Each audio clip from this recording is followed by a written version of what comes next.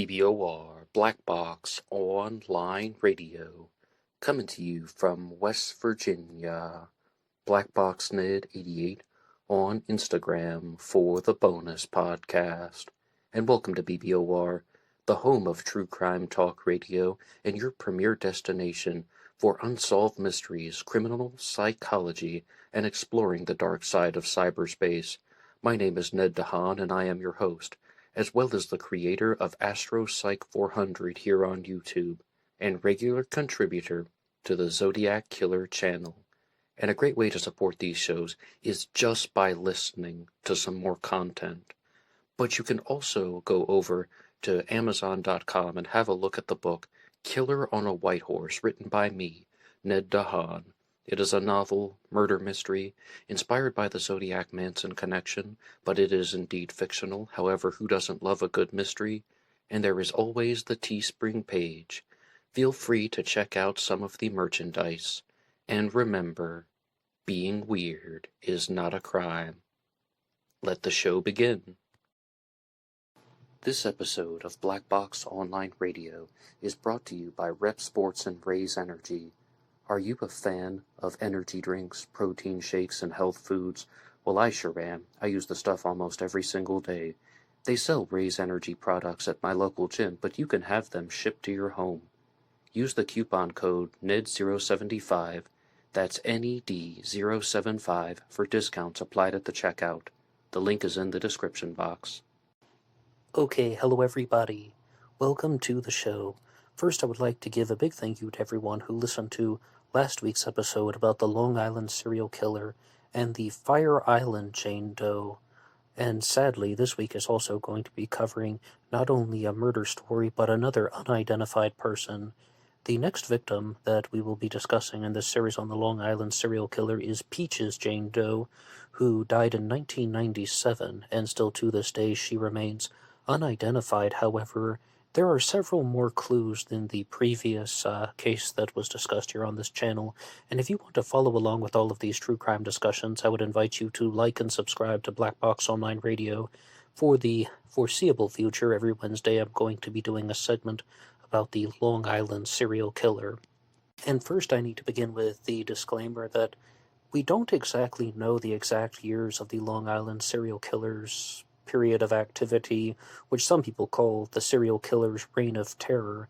It's possible that the Long Island serial killer began in 1996 with the murder of the Fire Island Jane Doe and then continued committing murders all the way up until 2011, which is actually a fairly typical period of activity for a serial killer, a solid 15 years.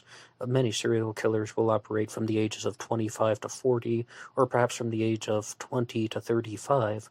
But we'll see very easily on that there are some multiple killer theories in the Lisk case that aren't too far-fetched, and I've talked a lot about them in the Zodiac Killer mystery. I do a regular segment about the Zodiac Killer every Monday here on this channel as well, and I really just don't want to be some guy who is going to be latching on to any type of multiple killers theory, and I'm not going to be endorsing any theory in this case either until I am almost absolutely certain that I know what happened, and that is going to be an uphill journey.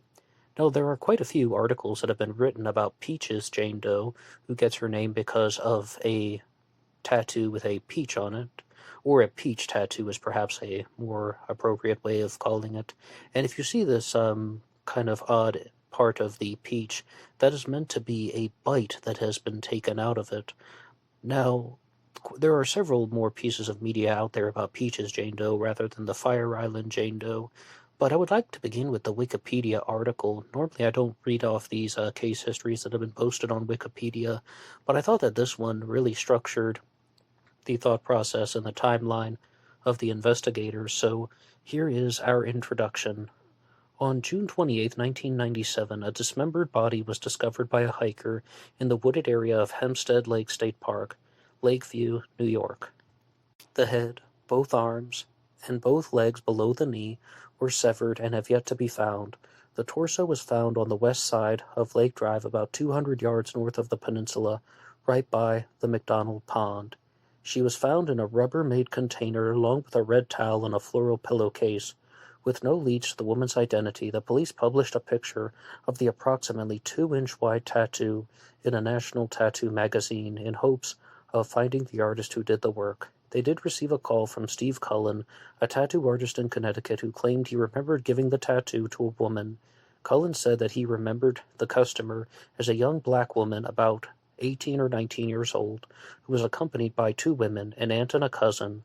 During the session, he also claimed that she told him that she was either from the Bronx or Long Island, and that she was in Connecticut because she was having trouble with her boyfriend at the time.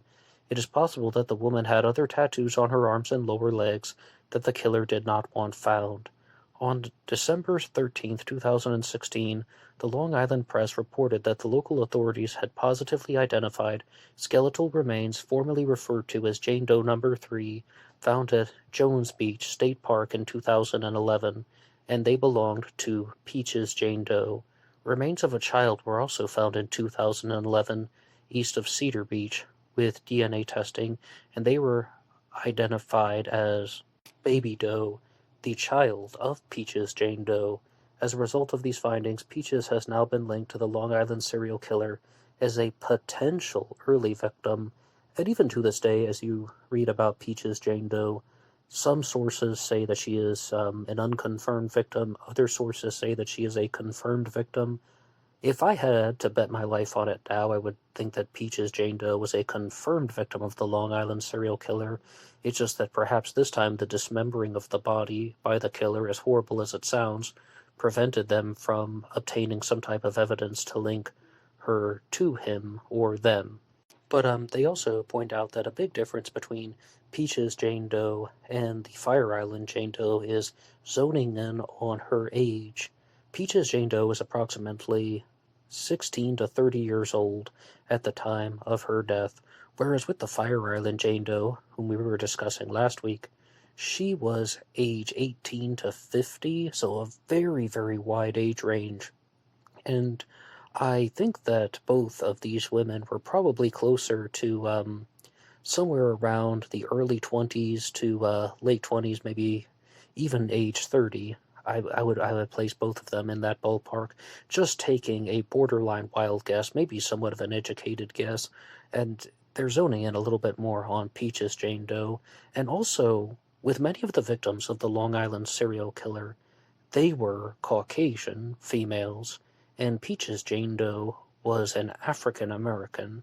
And some people think that serial killers tend to operate within a single race or a single, even ethnic group. Does that mean that we have multiple perpetrators in this one, or that Peaches Jane Doe was not even a victim of the Long Island serial killer? Serial killers don't follow the rules, in my opinion, and this person or group of people may have targeted an African American for a variety of reasons, and some serial killers are opportunistic. They just go after people who are in vulnerable situations. They aren't even focused too much on the race. There does seem to be some type of pattern involved with a serial killer's preferences. It's very normal for a serial killer to target women and only women. It's very normal for a serial killer to target men and only men. And some serial killers just target everyone, men, women, children, absolutely anybody, and those people are perhaps the most demented. But with the Long Island serial killer, almost all the victims are grown women. As you heard there is that one exception of Baby Doe, and there's also an unidentified Asian male who was more or less a cross-dresser. My immediate gut instinct about why Baby Doe was murdered was because simply the baby was present with the mother at the time, and it was about eliminating a witness.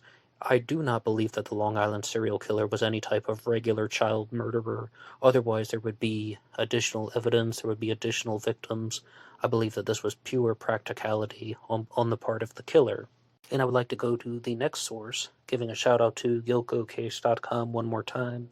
June 28, 1997, the dismembered torso of a young African-American female was found in Hempstead Lake State Park in New York. She had a tattoo of a heart-shaped peach on her left breast and was given the name Peaches. Police estimate that she had died less than 3 days before her discovery. On April 11th, 2011, police discovered skeletal human remains inside a plastic bag near Jones Beach State Park, referred to as Jane Doe number 3. In 2016, Peaches and Jane Doe number 3 were positively identified as being the same person. DNA analysis identified Peaches as the mother of Baby Doe. Both were found wearing similar jewelry. And the first point that I would like to talk about is just that the Peaches tattoo. You heard very clearly from the first source that she may have had other tattoos on her arms and legs that the killer wanted to eliminate. I find that to be extraordinarily shocking as a hypothesis, because why would they leave the peach tattoo behind? Now, you might be thinking that there could have been some type of more recognizable feature on this person, on these tattoos, that they wanted eliminated, but it comes down to a simple fact. We aren't certain why the Long Island serial killer started dismembering the bodies of the victims, because by the mid-2000s, the Long Island serial killer would cease to do this, and it really is rather puzzling. Again, going with my current instinct at the time, which I might even have a reversal on later, I would think that this is someone who started dismembering the victims because of a serial killer pattern, and then the person got a little bit older and experienced a decline in testosterone and just simply chose to stop. I find it so troubling that they would leave one tattoo behind if they were going to cut off her arms and legs, again, horribly gruesome, and then leave behind the tattoo on her breast, which would not have been that difficult to remove. And I do have to bring this point up over and over again because I think it needs reiteration. The Long Island serial killer would go on to murder Jessica Taylor in 2003, and her tattoo was not cut off but mutilated, and the tattoo said Remy's Angel, but it was just simply cut up. However, anybody who saw that and had any familiarity with Jessica Taylor would be able to recognize it, and that's exactly what happened. So that led me to think that someone was simply bothered by either the name Remy's Angel, or they didn't, it maybe struck a nerve for them in the wrong way, or perhaps they thought that the name and the writing would be used to, would be more identifiable. And I mean, it really is a possibility that the peach tattoo was left behind simply because they thought it was so plain and ordinary that no one would recognize it. But I I'm really not sure why this person is doing that. Sometimes the tattoos stay behind, other times they do not. And that could, again, one simple possibility could just be multiple perpetrators. And if you, as I said in the Fire Island Jane Doe episode, many of you guys in the comments section seem to have the theory that this is a snuff ring, that there's a very wealthy group of men on Long Island who are bringing in escorts from New York City, and they are murdering them as part of either some type of odd ritual or some bizarre sect act. Like some people talk about stuff films where they're done on film, but I don't know how we would know if they were filmed or not.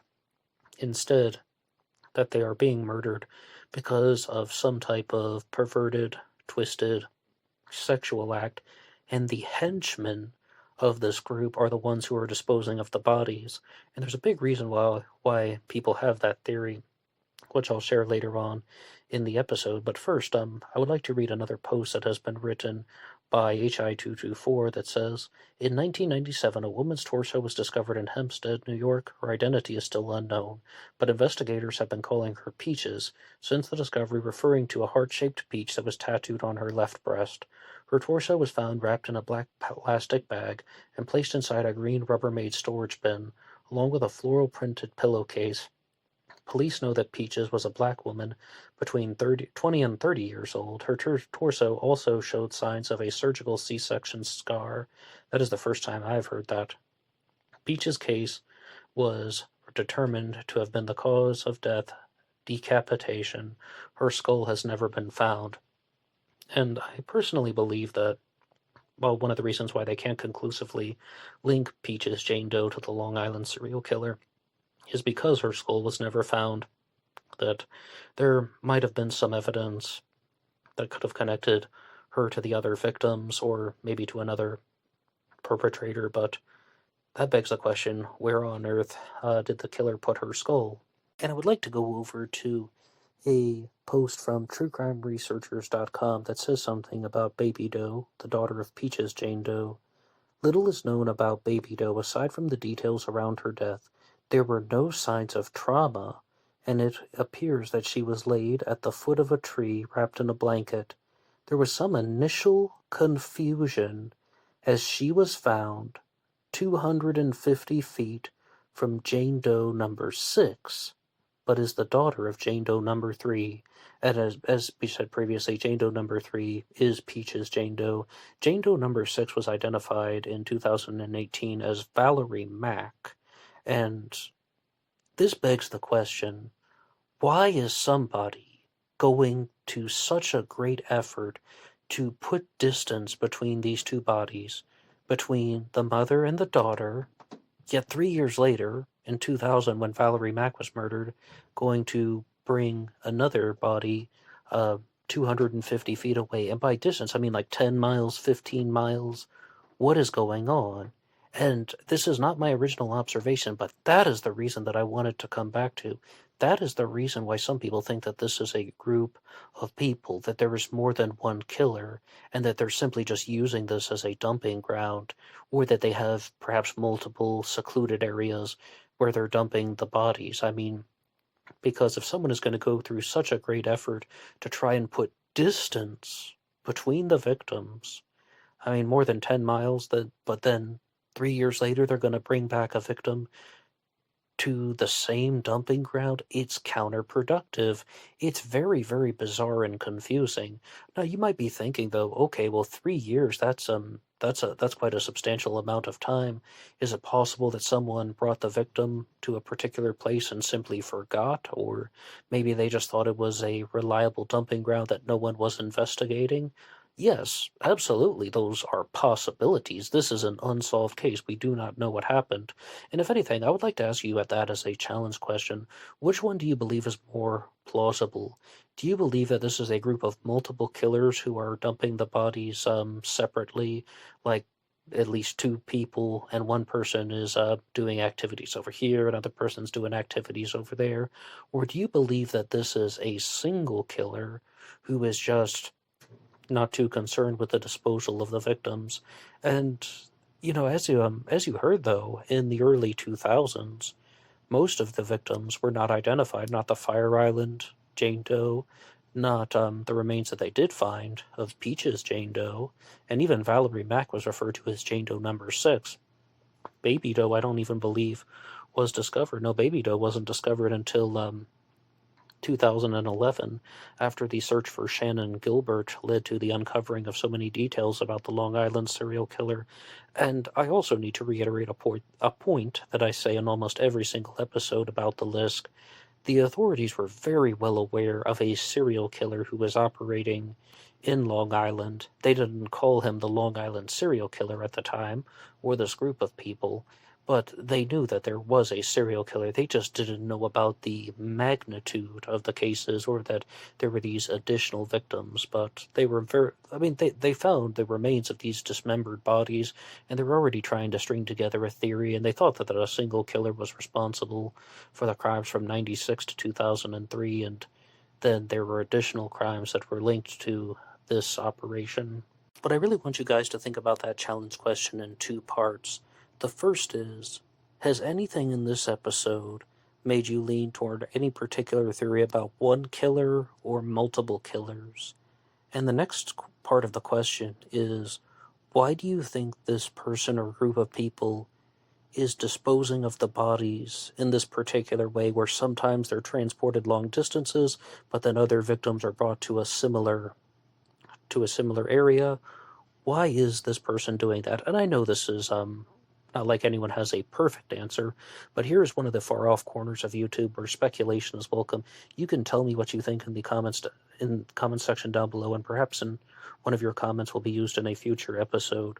But I do want to go to a recent development in the case, because this is not exactly connected to Peaches Jane Doe. However, there is an article from Long Island Press that came out just 8 days ago at the time of this recording that says Suffolk cops release video in Gilgo Beach murder case. And this one was written by Timothy Bolger and Brianna Bonfilio. Timothy Bolger actually has several articles out on LongIslandPress.com. Let's have a read right here. Suffolk County Police revealed on Tuesday previously unreleased video footage of evidence related to the unsolved Gilgo Beach murder investigation and the doubling of the reward for information leading to an arrest, authorities said. Suffolk County Police Commissioner Rodney K. Harrison and Suffolk County Sheriff Harold Tulin Jr. hosted a news conference to discuss the developments Tuesday in Oak Beach. We are not only moving forward in this investigation every day, we are making real progress, Harrison said. Where opportunities exist, and as long as it doesn't interfere with the integrity of the investigation, we will share additional evidence, including photos, videos, and intelligence, all in the effort to provide greater transparency to the public. Now, I really hope that's an optimistic statement, or a statement that isn't simply blind optimism and that they actually are zoning in on not only a suspect, but also answers to the questions that we've been exploring in this episode here. The video posted on GilgoNews.com, the newly redesigned website that the police set up as a clearinghouse for information in the case, shows the last known surveillance footage of the victim, Megan Waterman, entering and exiting the Holiday Inn Express in Haupauge. I hope I'm pronouncing that correctly. Haupauge. Maybe it's Haupoge, from June 4th to 6th of 2010, including leaving the building shortly before she was murdered, the officials said. Megan Waterman was wearing a yellow sweater and is shown arriving and leaving the hotel, Harrison said. Based on what we know right now, we believe she did leave the hotel that night to meet her killer, and that would certainly provide a lot of information in the Long Island serial killer mystery. The Crime Stoppers reward is being increased from $25,000 to $50,000, the largest amount ever in department history. Well, there is a reason for that. I mean, they should have the largest reward in department history because, as we said, at least 15 years this serial killer was operating, maybe 30 years if we're going to go back to 1982 and the murder of Tina Folia, and just the heinous nature of these crimes and the possibilities that could be connected. It is sickening, and this would be someone you would want to put behind bars and figure out what is actually going on. The public's help and identifying additional suspects is critical, Harrison said. We make this announcement in hopes that additional video and photo evidence with the raising of the reward will result in some way someone coming forward with information to help us find the person or persons responsible for these homicides. Does that clue us in? Maybe they aren't even certain that there is a single killer. Maybe. I don't want to overly analyze the language, though. Between 2010 and 2011, the police found 10 sets of human remains alongside Ocean Parkway between 2010 and April of 2011, while searching for Shannon Gilbert, a New Jersey woman who was reported missing from Oak Beach, where she was later found dead. The victims were mostly sex workers, although 4 remain unidentified, and they are thought to have been killed over a period of nearly 20 years. Suffolk County Crime Stoppers is offering a $50,000 reward that leads to an arrest in the case. Individuals can anonymously submit information online to Crime Stoppers by visiting p3tips.com or calling 1-800-220-TIPS or go to gilgonews.com and submit tips online. And one more time, thank you to the Long Island Press for that article there. So that's just a recent development in the case, and I will be doing an episode on Megan Waterman in the future. But I would just like to say thank you guys for listening to this one, and you can weigh in the comments section down below, share anything that you would like, and please feel free to give your theories. You can also submit things to the Crime Stoppers from those sources there that I cited, gilgonews.com, if you indeed have something. So that's all from me now. Anybody can write the show at BlackBoxOnlineRadio at AOL.com. You can also get me on Facebook. My personal Facebook is in the description box. And there was always BlackBoxNid88 on Instagram. See you over there for the bonus podcast. Until next time.